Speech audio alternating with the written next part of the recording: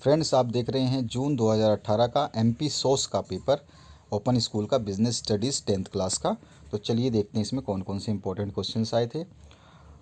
आपका एग्ज़ाम होने के बाद अगर आप चाहते हैं आपके पेपर्स का सोल्यूशन मिल जाए आपको, तो आप हमें अपना पेपर जो है व्हाट्सएप करिए 8469022568 पे। चाहे वो इकोनॉमिक्स हो, हिस्ट्री हो, या फिर आपका बिजनेस स्टडीज़ हो, या होम साइंस हो, उन सभी के सॉल्यूशंस आप तक पहुंच जाएंगे उसी दिन जिस दिन आप पेपर हमें सेंड करेंगे। तो चलिए स्टार्ट करते हैं। और साथ में आप ये भी मेरे को बताइए कि आपके कितने नंबर आएंगे उस वीडियो को देखने के बाद, जिसमें हम आपको आंसर की प्रोवाइड कर देंगे। पहला है आपका खालिस्तान भरो, ऑब्जेक्टिव टाइप क्वेश्चन है इसमें। आपके 2016, 17, 18, 19 सभी के क्वेश्चन पेपर्स देखिए। 70% मार्क्स आपके गारंटी आ जाएंगे बिना टेंशन लिए। बुक को उठाने की ज़रूरत नहीं, इन्हीं में से आएंगे क्वेश्चंस, ठीक है। तो आराम से इनको पढ़िए और तैयारी कीजिए अपनी। तो पहला है fill in the blanks, the business activity concern with इससे। ये नहीं कि आप ऑब्जेक्टिव टाइप के क्वेश्चंस तो देखिए सब में ज़्यादातर डिफरेंस होते हैं, लेकिन जो आपका मेन सब्जेक्टिव टाइप क्वेश्चंस हैं वो सारे के सारे लगभग आ जाएंगे अगर आप 2016 से लेके 2019 तक के क्वेश्चन पेपर्स जो हमारे चैनल पे अवेलेबल हैं उनको पढ़ेंगे। अगर आपको कोई वीडियो या लिंक नहीं मिलती तो कमेंट सेक्शन में कमेंट कर सकते हैं। खालिस्तानों की पूर्ति करनी है आपको। The business activities concern with sale और exchange of goods and service are called dash activity. कौन सी एक्टिविटी कहलाती है ये बताना है आपको। बी है business should avail equal opportunity to all it's dash. इसमें भी आपको भरना है। सी है business unit should pay taxes honestly and dash. D है every business operates within a dash. उसके बाद में आपका ई पार्ट में जो पूछा गया है, the profit earning capacity of business depends upon its. किस पे डिपेंड करता है ये आपको बताना है। इसके बाद में सेकंड क्वेश्चन में है जोड़ियाँ बना देनी है। कॉलम ए से कॉलम बी, यानी स्तंभ ए से स्तंभ बी को मिला करके एकदम सही सही आंसर आपको बनाना है, ठीक है। अब आ जाइए तीसरे नंबर क्वेश्चन पे।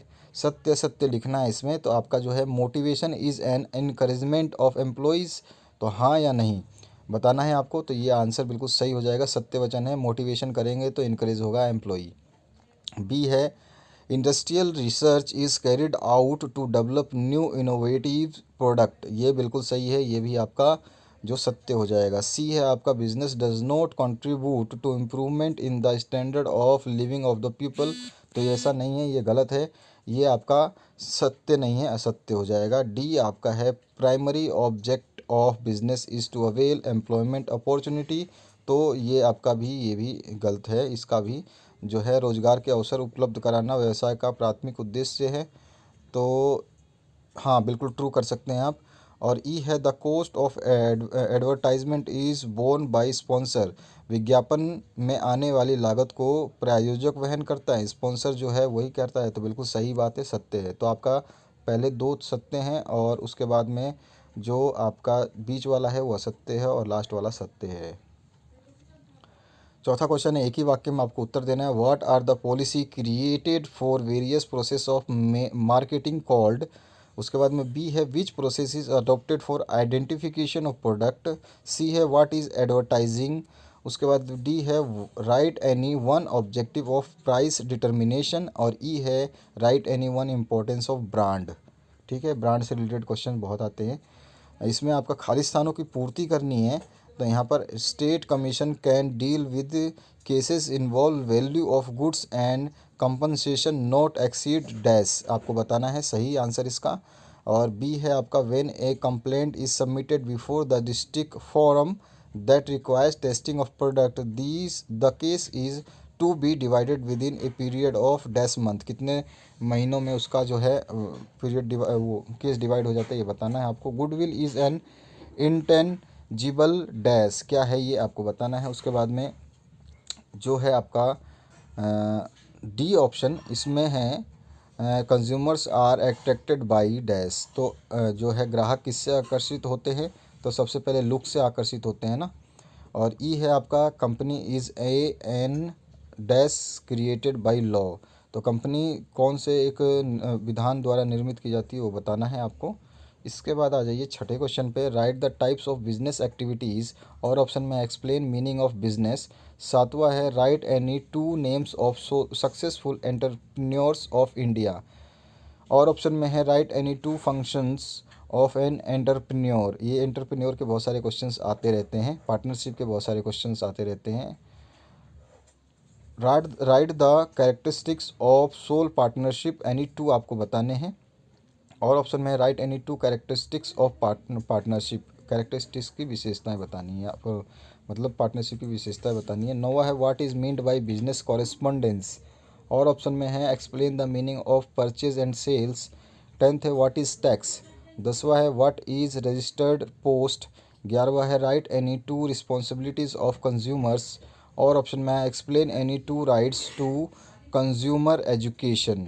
उसके बाद में 12वां जो क्वेश्चन है इसमें पूछा गया है एगमार्क और वूल मार्क, इन दोनों पे आपको एक्सप्लेन कर देना, अपनी टिप्पणी बता देनी है। सॉरी। और ऑप्शन में है what is the meaning of wise buying, right any to considerations while buying. जब आप खरीदते हैं तो उसके बारे में उस समय आप क्या सोचते हैं, वो दो चीज़ें आपको लिखनी है। 13वां जो है what is saving and statement investment. और ऑप्शन में है why do we need consumer protection. इसके बाद में आ जाइए नेक्स्ट जो क्वेश्चन पूछा गया एक्सप्लेन द ऑर्डर लेटर। और ऑप्शन में है write the inner qualities of a business letter. 15वां क्वेश्चन जो है explain the meaning of financial statements. और ऑप्शन में आया हुआ है explain the importance of financial statements. 16वां क्वेश्चन लिखा हुआ है what is meaning of motivation, explain the types of motivation. और ऑप्शन में who is a successful entrepreneur, explain the importance of entrepreneurship. 17वां जो क्वेश्चन है इसकी बात करें तो इसमें आपका है what does objective of business mean and explain the objective of business. और ऑप्शन में है what is business environment, explain it's factor. उसके बाद में 18वां क्वेश्चन है explain the meaning of partnership and give the definition. और ऑप्शन में है write the characteristics of sole proprietorship business. और नाइनटीन जो क्वेश्चन है इसकी बात करें तो यहाँ पे है write the characteristics of a good business correspondence.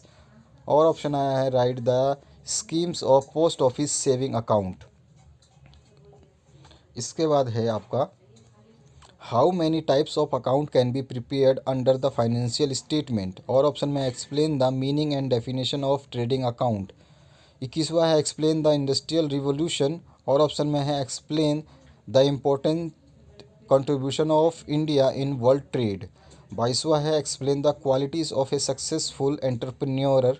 और ऑप्शन जो है what do you mean by auxiliary to trade.